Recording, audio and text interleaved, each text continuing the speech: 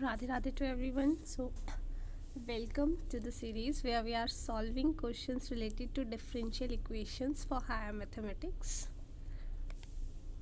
So, our first question is, if f of s is given to us inverse of 10s plus k, it is given as Laplace transform of some function f of t, then k we have to find. Okay, now we know Laplace of f of t divided by t is equals to s infinity f of u du. ठीक है, if Laplace of f of t equals to f of s. ठीक है, now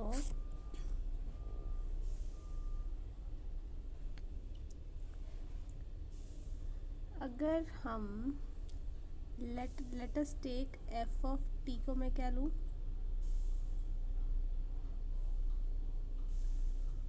sign of T.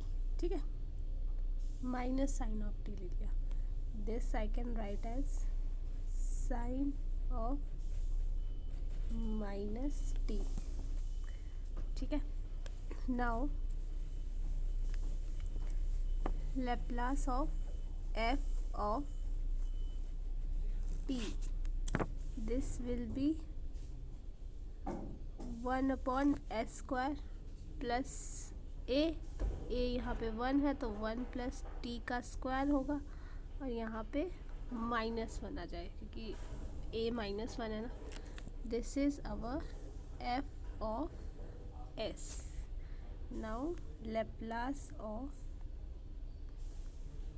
Sign T over T, ये आपका integration हो जाएगा s infinity -1/1 plus T का square D T. तो इसकी हम इंटीग्रेशन करेंगे तो ये तो हमें पता है हमें tangent of sorry inverse tangent inverse of T S to infinity आ जाएगा. सो अप्लाइंग लिमिट्स,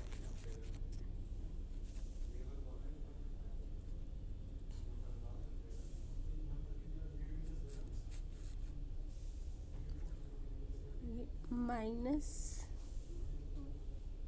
π/2 आ जाएगा प्लस 10 इनवर्स s. तो k क्या आ गया, -π/2. ठीक है, now next question. We are given y S, हमें y को दिया है y1x और y2x.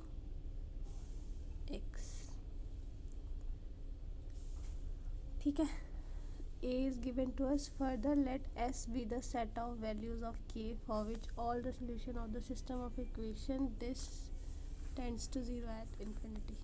तो अगर मैं y डैश लिखूँ तो ये y डैश आ जाएगा इक्वल्स टू a -3 1 k -1.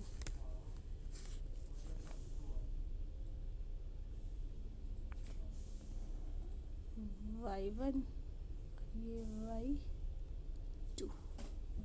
ठीक है, तो ये हमारा आ जाएगा y1 dash equals to -3 y1 plus y2 और ये हो जाएगा y2 dash equals to k y1 minus y2. ठीक है। Now this is 1, this is 2, तो हम 1 को डिफ्रेंशिएट कर लेते हैं अगेन डिफ्रेंशिएटिंग 1, तो हमारे पास ये आ जाएगा y1 double dash equals to -3y1 dash plus y2 dash. इसको हम 3 ले लेते हैं, ठीक है।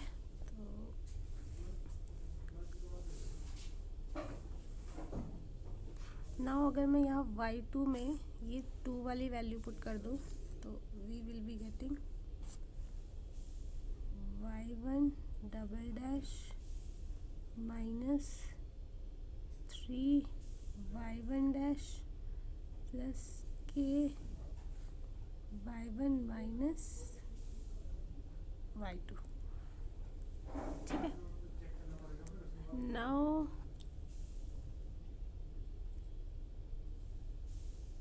अब मैं अगेन इसको पूरा y2 में लेके आती हूँ, तो यहाँ y2 की जगह मैं ये वाली इक्वेशन 1 का यूज़ कर लेती हूँ। तो y1 double dash -3y1 dash plus k y1, और यहाँ पे हमारा आ जाएगा -y डैश -3y1 सॉरी, ठीक है।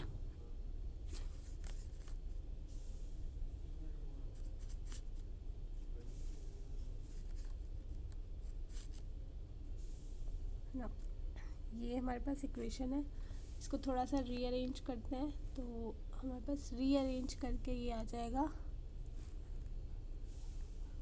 y1 double dash plus 4y1 dash minus k minus 3y1 equals to 0, ठीक है। तो अगर मैं इसकी ऑक्सिलरी इक्वेशन बनाऊँ तो I can write as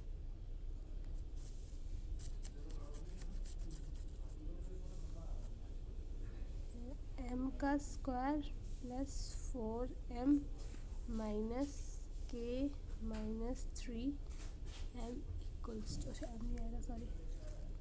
k minus 3 equals to 0, ठीक है। तो m1 एंड m2 भी आर इट्स रूट्स, तो वो है हमारी कॉम्प्लीमेंट्री इक्वेशन क्या बन जाएगी, y c1 e की power m1x plus c2 e की पावर m2x, ठीक है। नाउ यू आर सेइंग कि ये 0 पे जाएगा as x tends to infinity, तो इन्फिनिटी पे अगर ये 0 आएगा तो ये e की पावर अगर माइनस इन्फिनिटी होगा तभी ये 0 जाएगा, तो इट मीन्स कि जो m1 है एंड जो m2 है they both should be negative, both, इन दोनों को क्या होना पड़ेगा, बोथ नेगेटिव हो जाएंगे, ठीक है। अगर वो बोथ नेगेटिव है तो उनका प्रोडक्ट क्या होगा, बोथ नेगेटिव का प्रोडक्ट ऑलवेज पॉजिटिव, है ना। तो alpha into beta c upon ही हो जाता है ना, तो मतलब माइनस k माइनस 3 आ जाएगा, ठीक है। And it is always positive, तो यहाँ से D option is correct option, ठीक है। Now next question we have u दिया है हमारे पास f का फंक्शन एंड g का function, where f and g are infinitely differentiable functions, then the partial derivative of minimum order satisfied by u। Okay, minimum order कौन सा होगा, चलो तो हम क्या करते हैं, हम पहले निकालते हैं डेरिवेटिव u का with respect to x, F dash X E की पावर वाई इंटू ई की पावर वाई। ठीक है, ये तो ज़ीरो हो जाएगा, जी वाली टर्म में कोई एक्स नहीं है। नाउ इसको हम फिर से करेंगे तो F double dash X E की पावर 2y हो गया। ठीक है, नाउ एफ एक्स वाई के रिस्पेक्ट में यू एक्स के साथ वाई के रिस्पेक्ट में करेंगे तो F dash X E raise to power Y E raise to Y Y plus F double dash X E की पावर वाई, तो ये ई की पावर 2y हो जाएगा। ठीक है, तो ये हमारे पास ये कट जाएगा, ये भी कट जाएगा। तो इसका मतलब कि अगर मेरे पास मैं यू एक्स वाई से माइनस कर दूँ, अच्छा इसके साथ एक एक्स भी आएगा ना, हाँ नहीं तो ज़ीरो आ रहा था मेरा आंसर। तो इसके में मैं अगर माइनस कर दूँ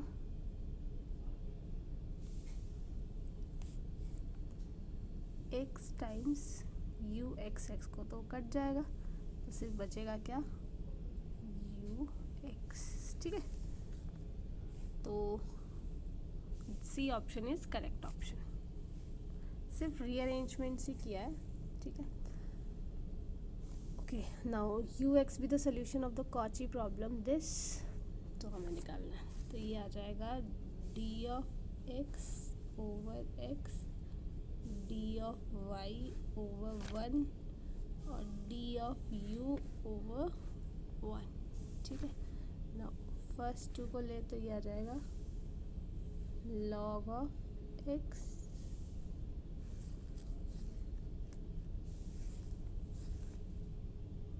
equals to Y plus C1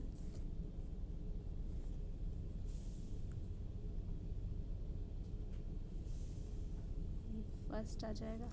ठीक है, उसके बाद y equals to U plus C2, तो ये 2 हो जाएगा। ठीक है, now u of x 0 equals to 2 ln x,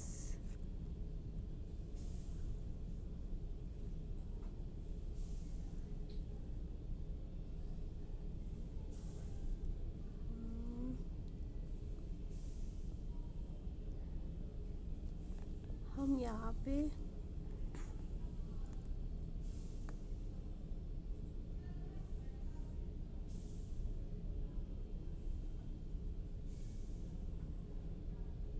अगर मैं इक्वेशन 2 में ये वैल्यू सेट कर दूँ इक्वेशन 1 और 2 में, तो ये मेरा आ जाएगा log of x equals to C1। ठीक है, और यहाँ पे करूँगी तो ये आ जाएगा 2 ln x माइनस C2 आएगा ना, तो मैं इसके आगे माइनस लगा देती हूँ। ठीक है, तो जो C2 है वो मेरा माइनस 2 टाइम्स C1 है, ये रिलेशंस आ गया दोनों उसमें, तो आई कैन राइट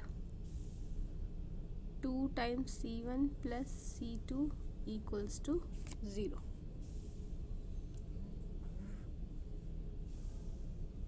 है ना,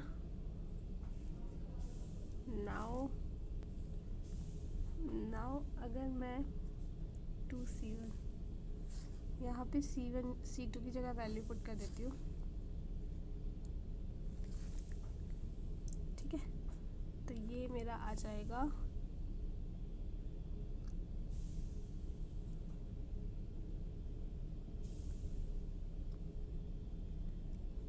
2 times ln x minus y plus y minus u equals to 0। तो यहाँ से u आ जाएगा 2 ln x minus Y.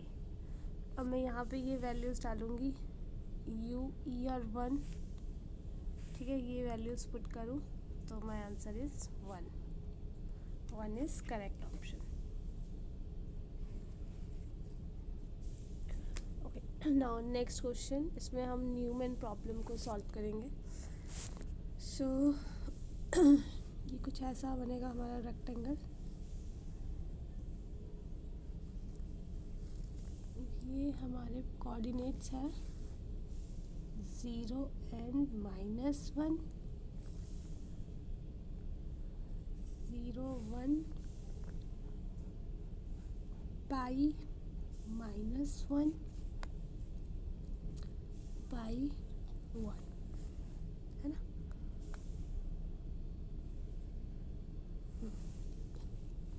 Now इधर है हमारा alpha plus beta sine x, ये 0 है, ये भी 0 है और ये भी 0 है।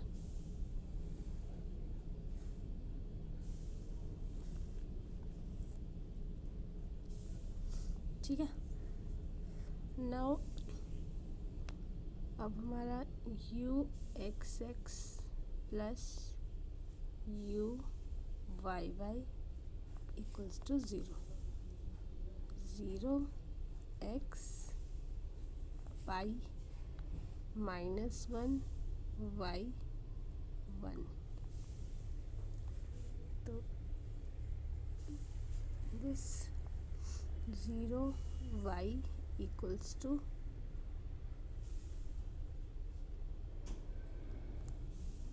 अच्छा यू एक्स दिया है ना, ये हमारे पास पाई, अच्छा ये दोनों हमारे पास 0 दिया है, u x pi y coordinates पे भी और 0 वाई कोऑर्डिनेट्स पे भी, और ये चीज़ हमारे पास alpha plus beta sine X दिया है।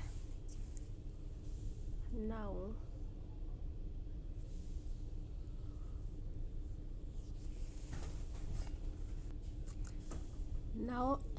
अगर हमारे पास del U over del X जो है, this is F of X, ठीक है, तो ये कब होगा, जब हमारा इसका जो इंटीग्रेशन है दैट इज 0।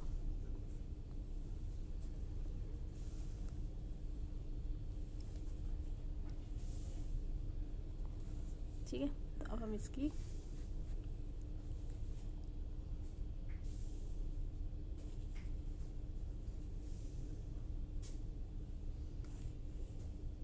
तो ये हमारा 0 to पाई ये चीज़ हो जाएगा, मतलब हम वही ये एक साथ ले लेंगे और ये एक साथ ले लेंगे। ठीक है, तो हमारे पास कुछ ऐसा बनेगा 0 to pi u of y x -1 plus -1 to 1 u of x pi of y d of y plus pi to 0 x and 1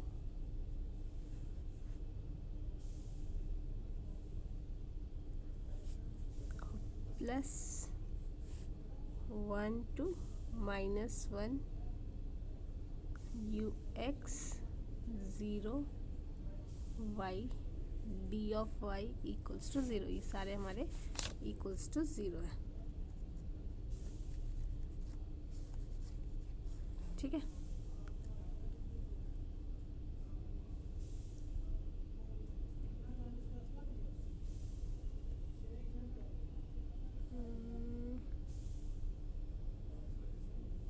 u of x, चलो अब हम यहाँ पे वैल्यूज पुट कर देते हैं, तो जो 0 0 है वो कट जाएगा, अभी सिर्फ हमारा बचेगा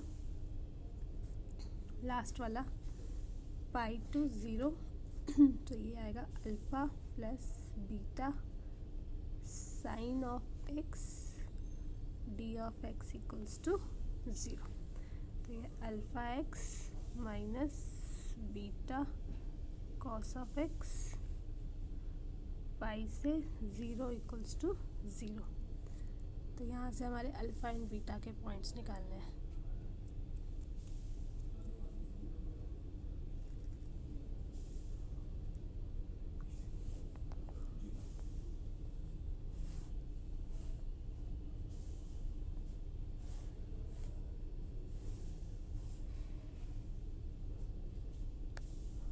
minus alpha pi plus beta cos of pi equals to 0।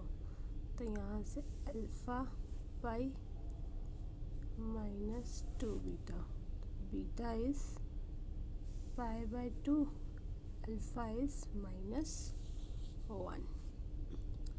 B option is correct option.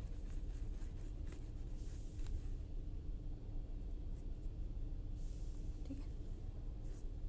Now next question is p of x be the legendary polynomial of degree n and let p m plus 1, ये हमारे पास ये given है। ठीक है, ये चीज़ हमारे पास given है और p0, अब हमें पता है कि p0 0 1 होता है और this p n square x D of x ये होता है 2n प्लस 1। तो अब यहाँ पे हम वैल्यूज़ पुट करते रहे, तो p2 0,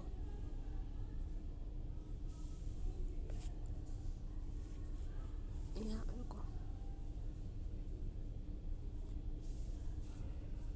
यहाँ पे m की जगह जब हमने 1 पुट किया तो ये हो गया मेरा p2 0 -1/2 p0 0 -1/2, फिर m की जगह जब 3 पुट किया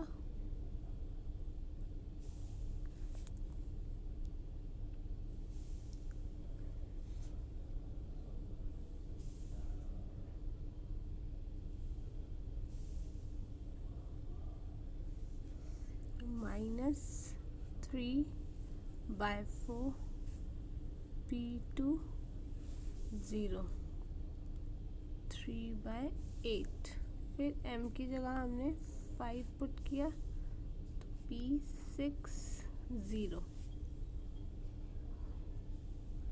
ये हमारा आ जाएगा -5/6 p4 0, मतलब -5/16।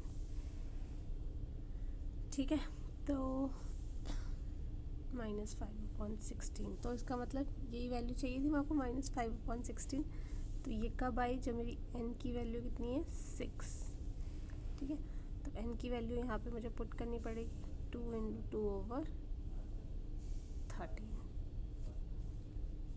2/13 इज द आंसर।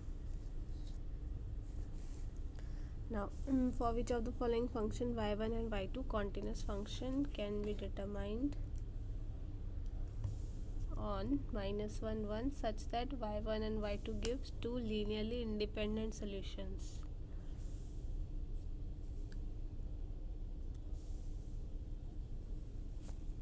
तो अगर हमें इस पे ऑप्शंस एलिमिनेशन से करना पड़ेगा, तो हम यहाँ जैसे फर्स्ट वाले ऑप्शन देखते हैं, x साइन ऑफ x, तो ये आ जाएगा x cos of x plus sine of x, यहाँ पे आ जाएगा cos of x minus sine of x, x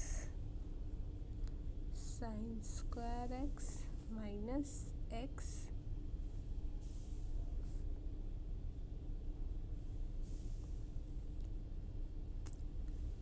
ठीक है। नाउ ये तो हमारा आ जाएगा x, लेकिन हम x को किससे लेना है, -1 और 1 के बीच में, तो हम अगर 0 पॉइंट डाल लेंगे तो 0 पे ये लीनियर इंडिपेंडेंट नहीं आएगा, तो ऑप्शन ए डिस्कनेक्ट हो जाएगा। So this is wrong answer. इसमें सिर्फ सी ऑप्शन ही सही होगा जिसमें हमारा ये आएगा इंडिपेंडेंट, ये आएगा e⁻x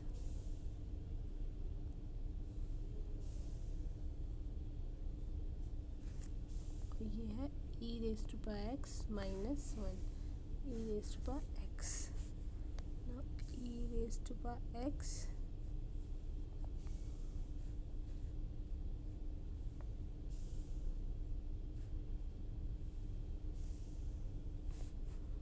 e की power 2x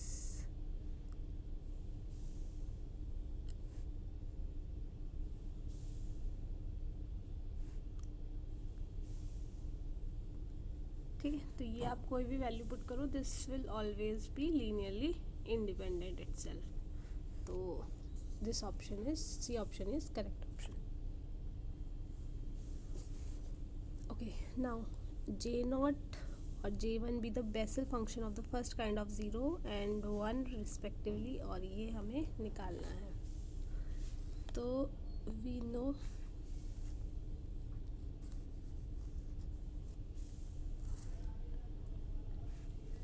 this is given as, we know this is 1 over s square plus 1.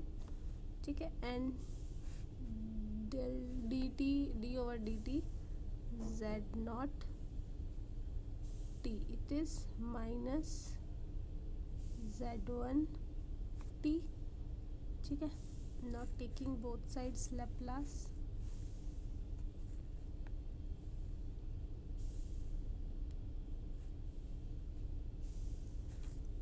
तो ये हो जाएगा माइनस एस ओ, अच्छा इसको पहले Laplace of z1 t minus S Laplace of z0 t minus z0 zero. ऐसा क्यों हुआ? क्योंकि हमें पता है कि जब भी हम डेरिवेटिव का लैप्लास लेते हैं तो वो इस तरीके से आता है. ठीक है. That's why it is there.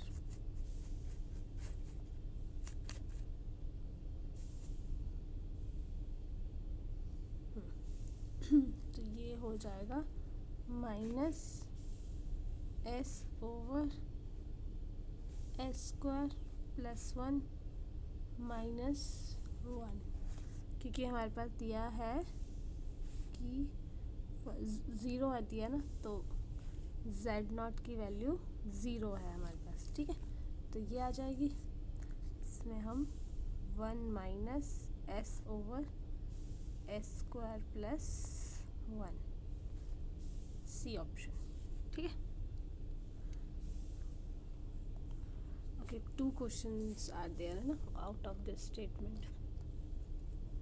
So ये हमारे पास statement दिया है and we have to find the indicial equation for r.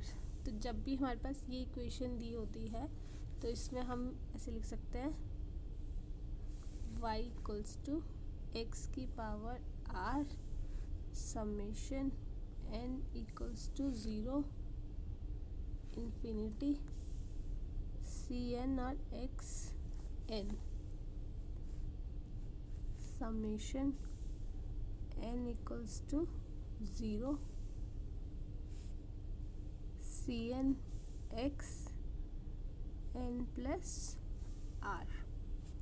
ठीक है. y dash is summation n equals to 0, r is not 0, n equals to 1 if r equals to 0 infinity. तो Cn n plus r x n plus r minus 1.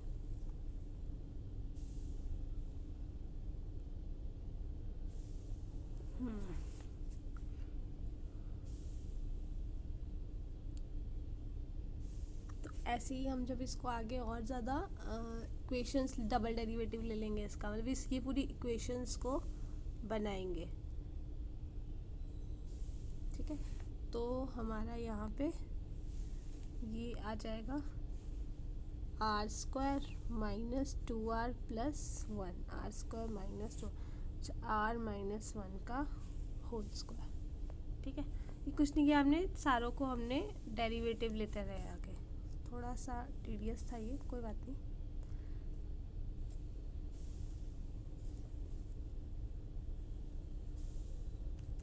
Now next coefficient of Cn will satisfy.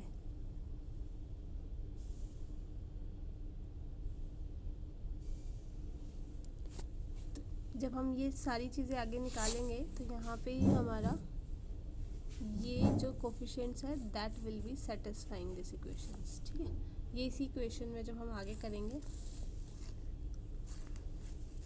B plus है ना, B plus option is B option is correct option. जब आगे हम इसको derivatives लेते रहेंगे इसके, तो उसके बाद हमारे पास इक्वेशंस जो कोफिशिएंट्स है वो ये सेटिस्फाई करेंगे। सो आई होप आपको समझ आया होगा। Thank you so much.